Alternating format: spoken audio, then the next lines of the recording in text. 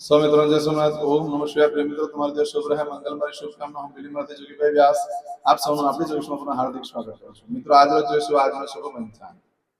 આજે તારીખ છે 6/5/2026 ને બુધવાર, વૈશાખ વદ ચોથ અને પાંચમ તિથિ સાથે છે। આજે એકંદરે આજનો દિવસે જે બાળકનો જન્મ થાય છે એને તિથિ ગણાય છે ચોથ। પરંતુ મિત્રો, આ ચોથ તિથિ જે છે આજે સવારે 7:52 પૂર્ણ થઈ જાય છે અને ત્યાર પછી જે બાળકનો જન્મ થાય એની પાંચમ તિથિ ગણાશે। આજે જે બાળકનો જન્મ થાય છે નક્ષત્ર ગણાય છે મૂળ। મૂળ નક્ષત્ર આજે બપોરે 3:54 પૂર્ણ થાય છે। હવે મૂળ નક્ષત્રમાં જયારે બાળકનો જન્મ હોય તો ચોક્કસ પ્રમાણે ધ્યાન રાખો। માતા પિતાને કહેવાનું ખાસ કરીને પિતા એ મોકલ ન જોવું જોઈએ, ન વિડીયો કોલથી ન કોઈ 11 દિવસ પછી જુઓ તો તમે પણ સુખી, તમારું સંતાન પણ સુખી થશે। ઘીની વાડકી લેવાની, કાસાની વાડકી એમાં ઘી ભરી દો અને એમાં બાળકનું મોઢું જોવો 11 દિવસ પછી અને પછી પ્રત્યક્ષ મુખ જોઈ શકો છો। ખાસ ધ્યાન રાખો, જેટલી બને એટલી જલ્દી વિધિ કરી લેવી। આજે બપોરે 3:54 પછી જે બાળકનો જન્મ થાય પૂર્વ આષાઢ નક્ષત્ર ગણાશે। આજે જે બાળકનો જન્મ થાય છે યોગ ગણાય છે સિદ્ધ યોગ। આજે બપોરે આજે મળસ્ક 17 શરૂ થાય, આવતીકાલે મળસ્ક 1:12 પૂર્ણ થશે। આજે બાળકનો જન્મ થાય એનું કરણ નામ બાલવ।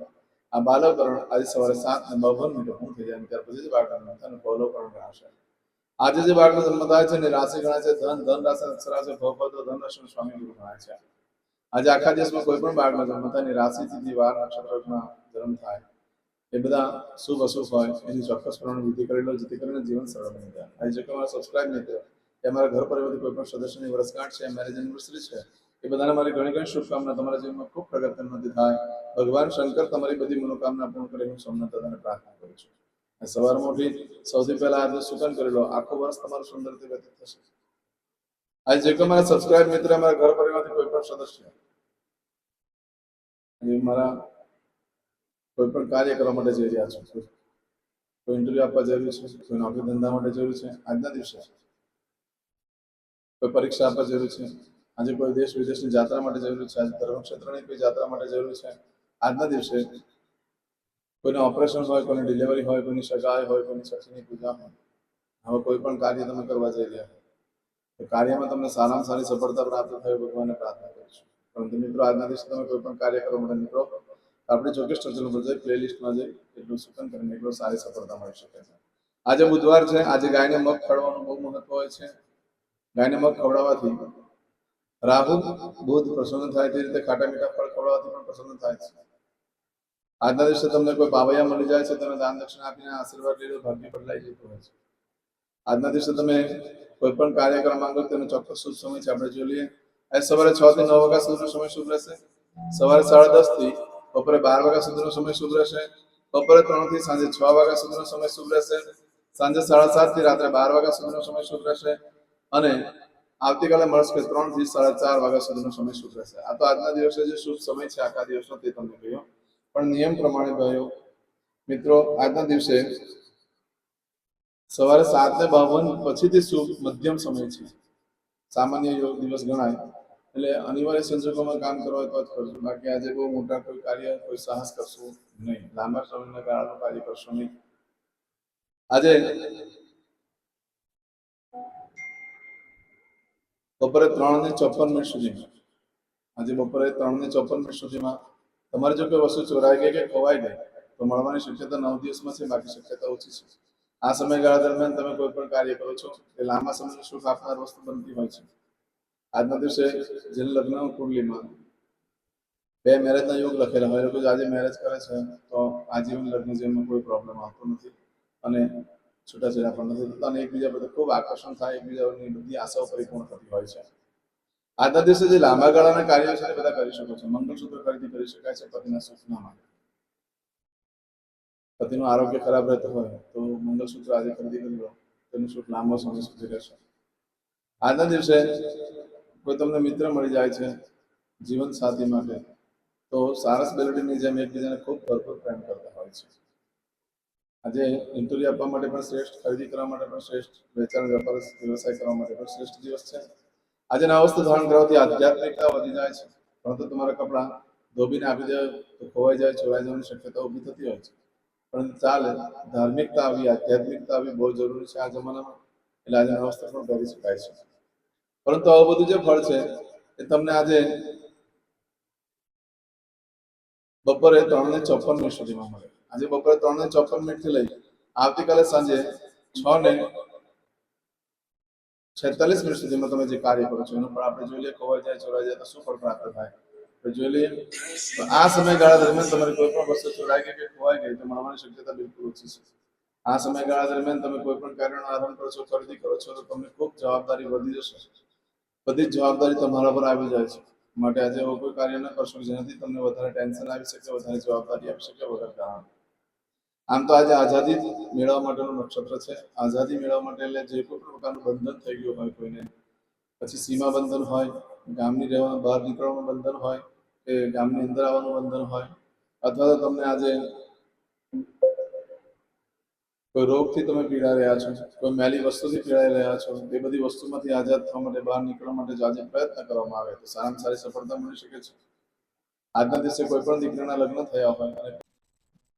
હવે દરેક જણા પોતાનું સાચું નામ બોલી દો. તમારું ગોત્ર ખબર હોય તો ગોત્ર બોલી દેવાનું.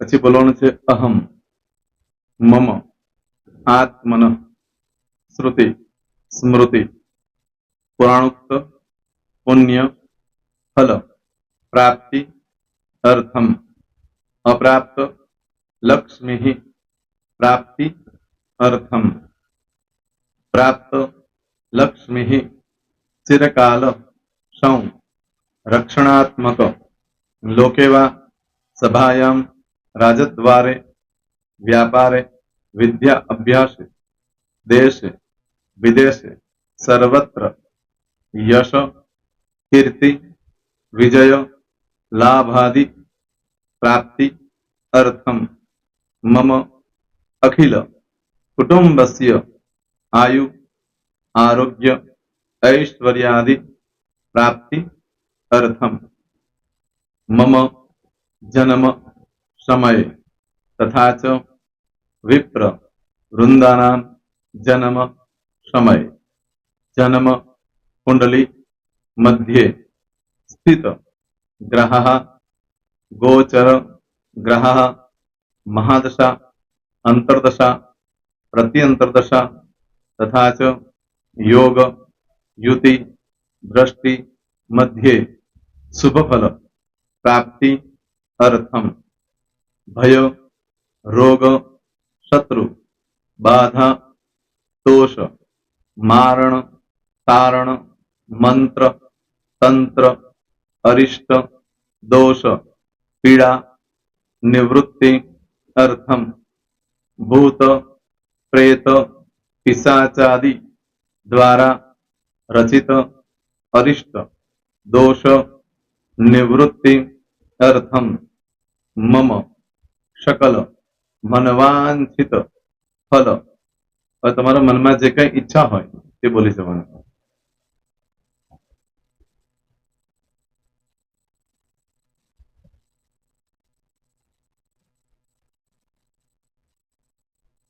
બોલવાનું અનુસારતઃ सकल मनवांछित फल प्राप्ति अर्थम.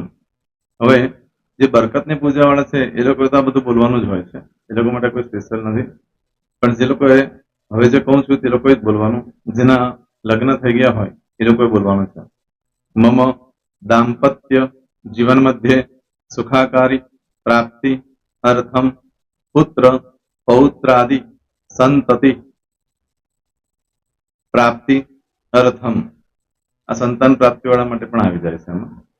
દીર્ઘ આયુ આરોગ્ય ऐश्वर्यादि પ્રાપ્તિ અર્થમ. તથા ચ હવે જેના લગ્ન નથી થયા તે લોકોએ બોલવાનું. મમ જટટી વિવાહ યોગ પ્રાપ્તિ અર્થમ વિવાહ પશ્ચાત દાંપત્ય જીવન મધ્યે સુખાકારી પ્રાપ્તિ અર્થમ. હવે જે લોકોને સંતાન પ્રાપ્તિ નથી, જે લોકોને સંતાન પ્રાપ્તિ છે કરવી છે એ લોકોએ બોલવાનું. મમ દાંપત્ય જીવન મધ્યે સુખાકારી પ્રાપ્તિ અર્થમ તથા ચ દીર્ઘ આયુ આરોગ્ય ઐશ્વર્યાદિ સમન્વિત સંતતિ સુખ પ્રાપ્તિ અર્થમ. હવે જે અભ્યાસ કરી રહ્યા છો છોકરા વિદ્યાર્થીઓ છે તે લોકોએ બોલવાનું છે. મમ વિદ્યા અભ્યાસ મધ્યે ઉત્તરો ઉત્તર પ્રગતિ ઉન્નતિ સાનુકૂલતા પૂર્વક દિવ્ય સફળતા પ્રાપ્તિ અર્થમ. હવે જે લોકો વિદેશમાં જવા માંગતા હોય કે શીપમાં જવા માંગતા હોય, મતલબ ભારત દેશની બહાર જઈને ધંધો વેપાર કરવા માંગતા હોય એ લોકોએ, અથવા વિદેશ જવા માંગતા હોય કાયમ માટે, એ લોકોએ બોલવાનું છે. મમ જટટી વિદેશ ગમન યોગ પ્રાપ્તિ અર્થમ વિદેશ ગમન કાર્ય મધ્યે સાનુકૂલતા પૂર્વક દિવ્ય સફળતા પ્રાપ્તિ અર્થમ. આરોગ્ય વાળા બોલવાનું છે, જેને આરોગ્યની પૂજા આપેલી હોય એ લોકોએ. એમ તો દરેક જણા જ બોલવાનું છે.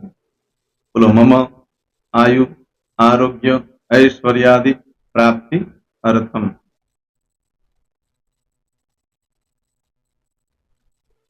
હવે દરેક જણા બોલવાનું. સકલ મનવાંછિત ફલ પ્રાપ્તિ અર્થમ અદ્ય દિને પ્રધાન દેવતાનામ નિત્ય દિન અનુસાર્થ પૂજન અર્ચન કર્મણિ અહમ કરીશ્યે. પાણીવાળી થાળીમાં પાણી મૂકી દેવાનું છે. હવે તમારી બધી પૂજા જે મેં આપેલી છે એ પૂજા થઈ જાય, અથવા તો તમે રોજ પૂજા કરતા છો, મારી પાસેથી નથી લઈ ગયા, એ પૂજા થઈ જાય પછી ફરી પાછી ચમચીમાં પાણી લેવાનું. અહીંયા વિડીયોને સ્ટોપ કરી દેવાનું. પૂજા પતે એટલે પાછું આગળનું કરવાનું છે. અહીંયા વિડીયો સ્ટોપ કરી દેવાનો અને પૂજા પતે એટલે બોલવાનું છે. વિષ્ણવે વિષ્ણવે વિષ્ણવે નમો નમઃ વિષ્ણુ સ્મરણા સર્વમ પરિપૂર્ણ અસ્તુ. એતાની ગંધ પુષ્પ ધૂપ દીપ નૈવેદ્ય તાંબૂલ દક્ષિણા પ્રદક્ષિણા સહિત પ્રણુ મમ સકલ મનવાંછિત ફલ પ્રાપ્તિ અર્થમ પૂજન અર્ચન પ્રિયદાન ન મમ. પાણી મૂકી દેવાનું, પાછું પાણી લેવાનું. પૂજન અર્ચન બ્રહ્માર્પણમસ્તુ. નીચે જમીન પર પાણી મૂકો, એમાં આંગળી ઘસી કપાળમાં તિલક કરી દો. કપાળમાં જમીન પર પાણી મૂક્યું છે એમાં. ત્યાર પછી ભગવાનને કહેવાનું કે હે પ્રભુ, આજે પૂજા કરતા કોઈ પણ પ્રકારની ભૂલચૂક થઈ ગઈ હોય તો અમને ક્ષમા કરજો. અમે તમારા બાળક છીએ. પ્રભુ, તમારો ખૂબ આભાર માનું છું. આજે મારી પાસે તમારી પૂજા કરાવી, મારી મનોકામના પૂર્ણ કરી. પ્રાર્થના કરી દો. જગ્યા પરથી ઉભા થઈ શ્રીનારાયણ ભગવાનને પાણી ચડાવી દો અને નિત્ય કર્મ જે કરતા હોય તે કરો. જય શ્રી. તમારો દિવસ શુભ રહે. તમે અને તમારો પરિવાર સુખી રહે, સંપન્ન રહે, સુરક્ષિત રહે, એ ભગવાન સોમનાથ દાદાને પ્રાર્થના. તો મિત્રો, તમે મારા વિડીયોને લાઈક ના આપી હોય તો સૌથી પહેલા લાઈક આપી દો. અને ત્યાર પછી જો તમે મારી આ ચેનલ સબસ્ક્રાઇબ ન કરી હોય તો સૌથી પહેલા સબસ્ક્રાઇબ કરી લો અને બેલ આઇકોન ઓલ પર ક્લિક કરવાનું ભૂલશો નહીં, જેથી કરીને સૌથી પહેલા નવી વિડીયો જે કંઈ મૂકું એ તમને મળે. મિત્રો, કંઈ પણ મૂંઝવણ હોય તો મને આ નંબર પર તમે ફોન કરીને પૂછી શકો છો. મારો મોબાઈલ નંબર છે 9825546459.